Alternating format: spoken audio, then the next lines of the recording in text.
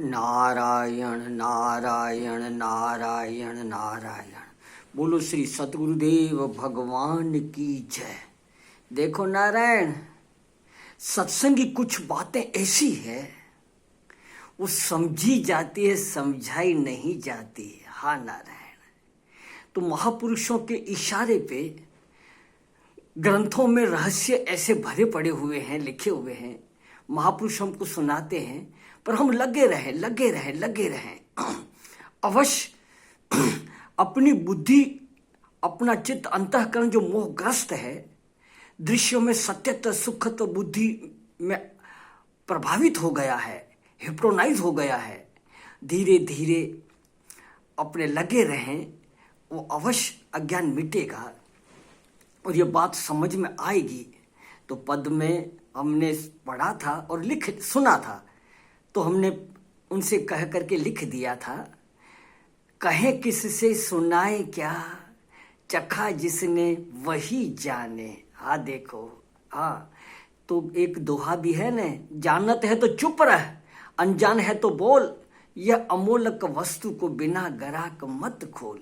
तो नारायण अपने लगे हुए हैं, अवश्य प्रभु कृपा करके ऐसी हमको बुद्धि देंगे तो ये बात ठीक ठीक समझ में आ जाए। हाँ तो देखो, एक रहस्य की बात है, दुख से पूर्व क्या रहता है।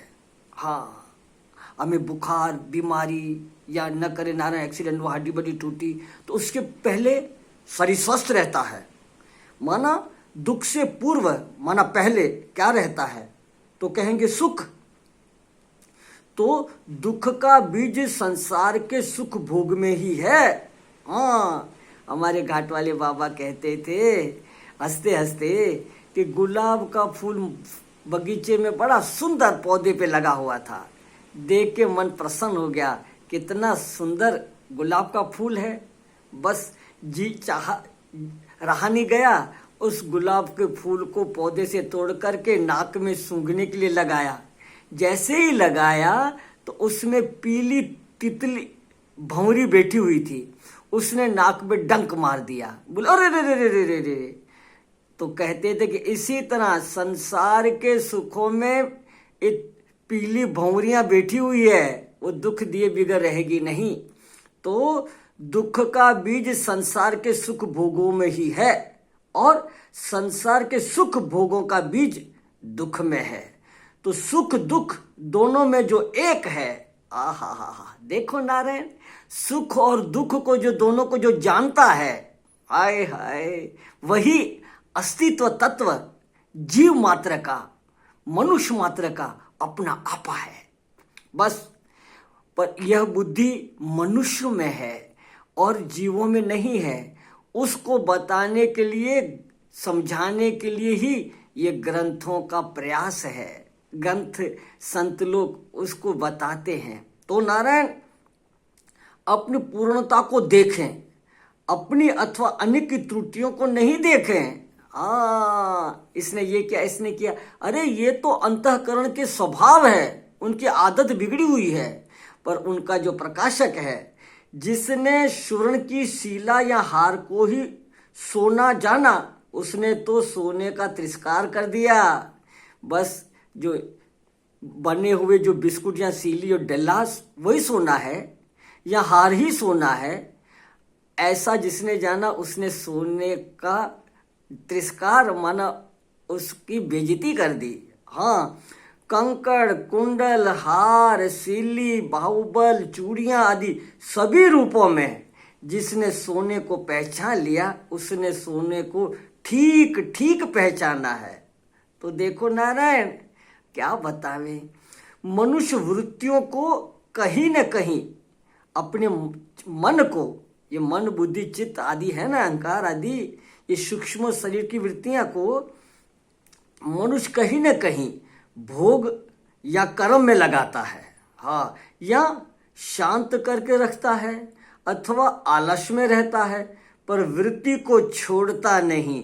चाहिए वृत्ति को छोड़ना। आय नारायण क्या बताएं, अर्थात सत्वगुण, रजोगुण, तमोगुण में ही हम रमते रहते हैं, पर रजोगुण, सत्वगुण, तमोगुण से पर जो अस्तित्व तत्व जीव मात्रा का अपना आपा है, उसमें अपने दृढ़ता नहीं करते।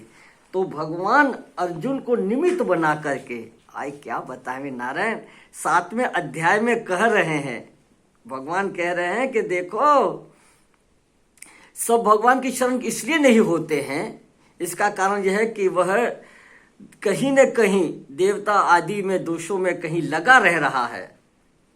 उस अव्यक्त परमात्मा को व्यक्ति मान बैठा है। एक तत्वज्ञ अपनी वृत्ति में ब्रह्म है। जिन्होंने ठीक ठीक जान लिया।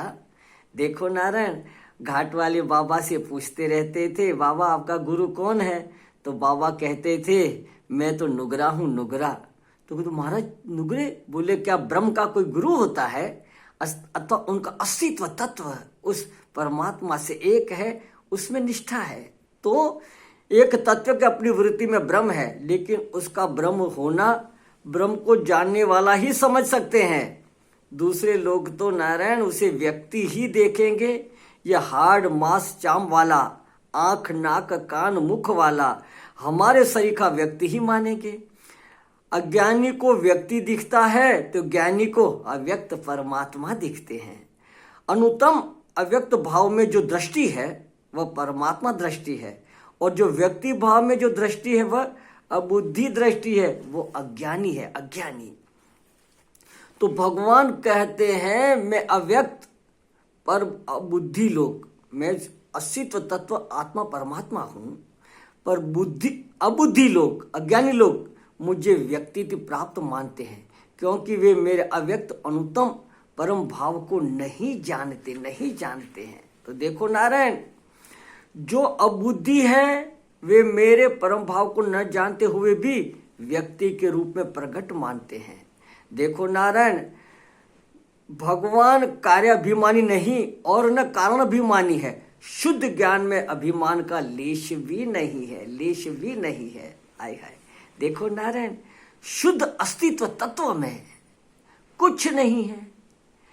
उसके बाद जो माया के अनुसार परमात्मा ने ये सब कहा है, तो देखो न, मान माना नाप तोल, काल का मान है, घंटा मिनट युग कल्प आदि, देश का मान है इंच मीटर आदि, वस्तु का मान है ग्राम किलो क्विंटल आदि। ये कोई जहां न हो, वो जहां न हो, न मैं है न मेरा, ऐसी वस्तु परम भाव है, उसका अज्ञान है, इसलिए देवता रूप कार्य रूप की शरण लेते हैं।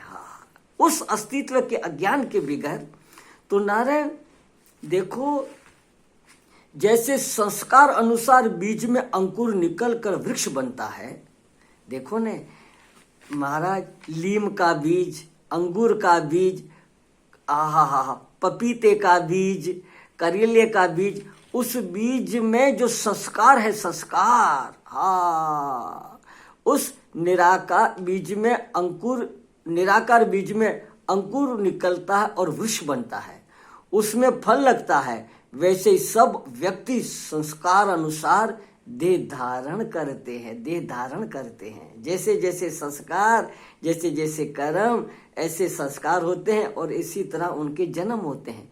ऐसे ही वो शुद्ध चेतन परमात्मा वो बीज बना और व्यक्त हुआ। पहले अप्रगट था, अब प्रकट हुआ। ऐसा जब मनुष्यों जैसा मनुष्य, वे परमात्मा अस्तित्व तत्व परमात्मा को ऐसा ही मानते हैं, पर उस शुद्ध चेतन परमात्मा को न जानने के कारण अब बुद्धि ना समझ है। देखो नारायण, ऐसा कोई साकार होता ही नहीं। देखो ये बहुत गहरी समझने की बात है। ऐसा कोई साकार होता ही नहीं जिसमें निराकार न हो। मिट्टी के बने हुए बर्तन, मटका, सुराई, मटकी, तवा आदि खिलौने, जो ऐसा कोई साकार होता नहीं जिसमें निराकार मिट्टी न हो। निराकार को बिल्कुल न मानकर साकार को ही साकार मानना कहाँ की बुद्धिमानी है, उस घड़े को, सकुरे को, खिलौनों को ही सच मानना और मिट्टी को न मानना, न जानना, ये कौन सी बुद्धिमान है भैया? हाँ, तो शालिग्राम जो मूर्ति के बना हुआ है उसमें भगवान है ऐसा मानने से अपनी बुद्धि भगवदाकार बनी, लेकिन शालिग्राम ही भगवान है, ये मूर्ति बना यही भगवान है, दूसरा नहीं। या नहीं, बिल्कुल ये बुद्धि का लक्षण है, अज्ञान का लक्षण है। हाँ ठीक है, इस मूर्ति में भगवान है मगर ये मूर्ति ही भगवान है, ये मूर्खता है। और इसके अलावा भगवान दूसरा है ही नहीं, ये मूर्खता है। उस अस्तित्व तत्व में सब ईश्वर के रूप है, वस्तु मात्र तो परमात्मा का स्वरूप है और क्रिया तो उसकी लीला है, लीला। तो नारायण